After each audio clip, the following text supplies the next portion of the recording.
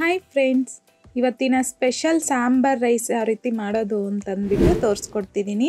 ಬೆಳಗ್ಗೆ ತಿಂಡಿಗಾಗಿರ್ಬೋದು, ಇಲ್ಲಾಂತಂದರೆ ಮಧ್ಯಾಹ್ನ ಊಟಕ್ಕಾಗಿರ್ಬೋದು, ಮಕ್ಕಳ ಲಂಚ್ ಬಾಕ್ಸ್ಗೂ ಅಷ್ಟೇ ಈ ವಿಧಾನದಲ್ಲಿ ಸಾಂಬಾರ್ ರೈಸ್ ಮಾಡಿದ್ದೀರಾ ಅಂತಂದರೆ ಮಕ್ಕಳು ಅಷ್ಟೇ ತುಂಬ ಇಷ್ಟಪಟ್ಟು ತಿಂತಾರೆ.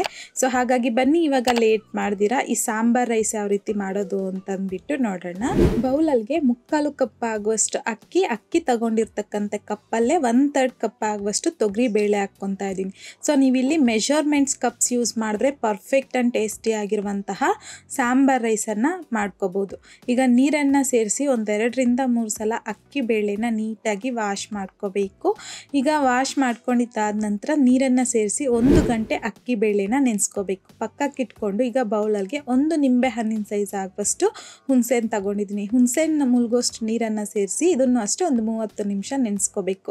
ಈಗ ಪಕ್ಕಕ್ಕಿಟ್ಕೊಂಡು ಅಕ್ಕಿ 1 ಗಂಟೆ ಆದ ನಂತರ ನಾನಿಲ್ಲಿ ಕುಕ್ಕರಲ್ಗೆ ಅಕ್ಕಿ ಬೇಳೆ ಮಾತ್ರ ಹಾಕ್ಕೊತಾ ಇದ್ದೀನಿ. ಹಾಗೆಯೇ 1/4 ಟೀ ಸ್ಪೂನ್ ಆಗುವಷ್ಟು ಅರಿಶಿನ, 1 ಟೀ ಸ್ಪೂನ್ ಆಗುವಷ್ಟು ಎಣ್ಣೆ, ಅಕ್ಕಿ ತಗೊಂಡಿರ್ತಕ್ಕಂಥ ಕಪ್ಪಲ್ಲೇ 4 ಕಪ್ ಆಗುವಷ್ಟು ನೀರನ್ನು ಸಹ ಹಾಕಿ ಚೆನ್ನಾಗಿ ಒಂದ್ಸಲ ಮಿಕ್ಸ್ ಮಾಡಿಕೊಂಡು ಕುಕ್ಕರ್ ಲಿಡ್ನ ಕ್ಲೋಸ್ ಮಾಡ್ಕೊಂಬಿಡಿ. ಕ್ಲೋಸ್ ಮಾಡ್ಕೊಂಡಿದ್ದಾದ ನಂತರ ನಾವು ಮೀಡಿಯಮ್ ಫ್ಲೇಮ್ನಲ್ಲಿ ಅಕ್ಕಿ ಬೇಳೆನ ಬೇಯಿಸ್ಕೋಬೇಕು. ಸೊ 4 ವಿಷಲ್ ಬರೋವರೆಗೂ ಬಿಡಿ.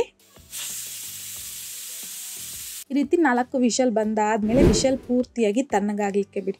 ಅಷ್ಟರಲ್ಲಿ ನಾನಿಲ್ಲಿ ಹುಣಸೆಹಣ್ಣು ರಸನೂ ಸಹ ತೆಗೆದಿಟ್ಕೊಂಡಿದ್ದೀನಿ, ಗಟ್ಟಿಯಾಗಿರುವಂಥದ್ದನ್ನು ನೆನೆಸ್ಕೊಂಡು. ಈಗ ಇದರಲ್ಲಿಗೆ 1 table spoon sambar powder, 1 tea spoon ಆಗುವಷ್ಟು ಚಿಲ್ಲಿ ಪೌಡರ್, 1/4 ಟೀ ಸ್ಪೂನ್ ಆಗುವಷ್ಟು ಅರಿಶಿನ, ಹಾಗೆಯೇ 1 ಟೇಬಲ್ ಸ್ಪೂನ್ ಆಗುವಷ್ಟು ಬೆಲ್ಲನ ಸಹ ಹಾಕ್ಕೊತಾ ಇದ್ದೀನಿ. ಒಂದ್ಸಲ ಚೆನ್ನಾಗಿ ಮಿಕ್ಸ್ ಮಾಡ್ಕೊಂಬಿಡಿ. ಈ ರೀತಿ ಮೊದಲೇ ನಾವು ಸಾಂಬಾರ್ ಪುಡಿ, ಖಾರದ ಪುಡಿ ಎಲ್ಲ ಈ ರೀತಿ ಮಿಕ್ಸ್ ಮಾಡಿ ಇಟ್ಕೊಳ್ಳೋದ್ರಿಂದ ನಾವು ಹಾಕೋವಾಗ ಗಂಟು ಕಟ್ಟೋದಿಲ್ಲ. ಹಾಗಾಗಿ ಈ ರೀತಿ ಮೊದಲೇ ಮಿಕ್ಸ್ ಮಾಡಿಕೊಂಡು ಪಕ್ಕಕ್ಕಿಟ್ಕೊಳ್ಳಿ. ಈಗ ವಿಷಲು ತಣ್ಣಗಾಗಿದೆ ನೋಡಿ, ನಮಗೆ ಬೇಕಾಗಿರುವಂಥದ್ದು ಪರ್ಫೆಕ್ಟಾಗಿ ಬೇಳೆ ಅಕ್ಕಿ ಅನ್ನೋದು ಬೆಂದೋಗಿದೆ.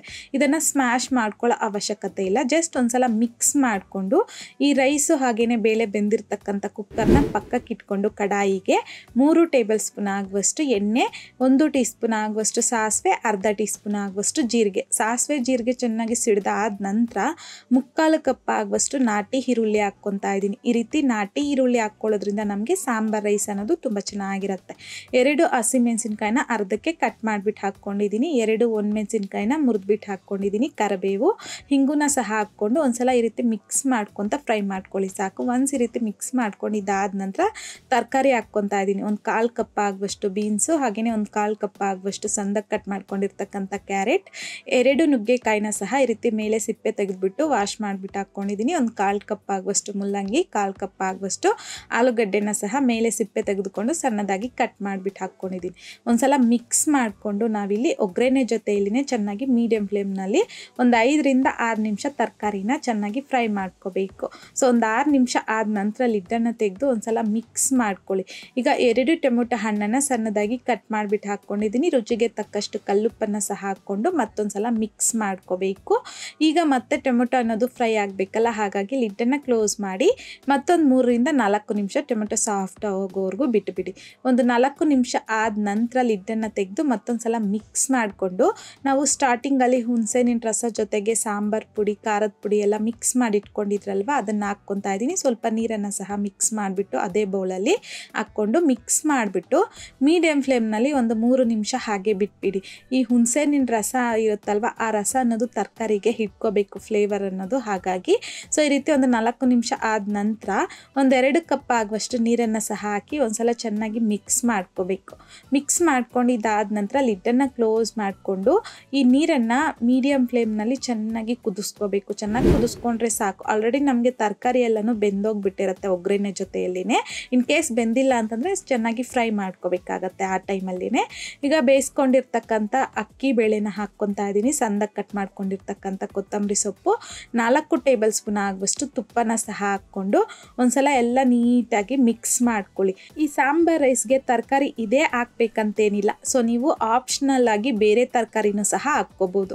ಒಂದ್ಸಲ ಮಿಕ್ಸ್ ಮಾಡಿಕೊಂಡು ಲಿಡ್ಡನ್ನು ಕ್ಲೋಸ್ ಮಾಡಿ ಲೋ ಫ್ಲೇಮ್ನಲ್ಲಿ 5 ನಿಮಿಷ ಬಿಟ್ಬಿಡಿ ಸಾಕು. 5 ನಿಮಿಷ ಆದ ನಂತರ ಈ ರೀತಿ ಚೆನ್ನಾಗಿ ಕುದೀತಾ ಇರುತ್ತೆ. ಈ ಟೈಮಲ್ಲಿ ಎಲ್ಲ ಒಂದ್ಸಲ ಮಿಕ್ಸ್ ಮಾಡಿಕೊಂಡ್ರೆ ನಮಗಿಲ್ಲಿ ತುಂಬಾ ರುಚಿಯಾಗಿರುವಂತಹ ಬಿಸಿ ಬಿಸಿಯಾದ ಸಾಂಬಾರ್ ರೈಸ್ ಅನ್ನೋದು ರೆಡಿಯಾಗೋಗುತ್ತೆ.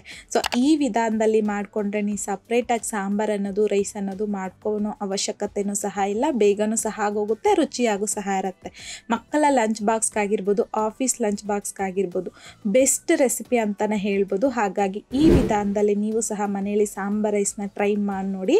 ಟ್ರೈ ಮಾಡಿದ್ದಾದ ನಂತರ ನಿಮಗೂ ಸಹ ಟೇಸ್ಟ್ ಯಾವ ರೀತಿ ಬಂತು ಅಂತಂದ್ಬಿಟ್ಟು ಮರಿದೇ ನನಗೆ ಕಾಮೆಂಟ್ ಬಾಕ್ಸಲ್ಲಿ ಕಮೆಂಟ್ ಮಾಡಿ, ಲೈಕ್ ಮಾಡಿ, ಶೇರ್ ಮಾಡಿ. ಮತ್ತಷ್ಟು ಈಸಿ ಆ್ಯಂಡ್ ಸಿಂಪಲ್ ಕ್ವಿಕ್ ರೆಸಿಪೀಸ್ಗೋಸ್ಕರ ದಯವಿಟ್ಟು ನೀವಿನ್ನೂ ನಮ್ಮ ಮೇಘಶ್ರೀಸ್ ಕಿಚನ್ ಚಾನಲ್ನ ಸಬ್ಸ್ಕ್ರೈಬ್ ಮಾಡಿಲ್ಲ ಅಂತಂದರೆ ಸಬ್ಸ್ಕ್ರೈಬ್ ಮಾಡಿ.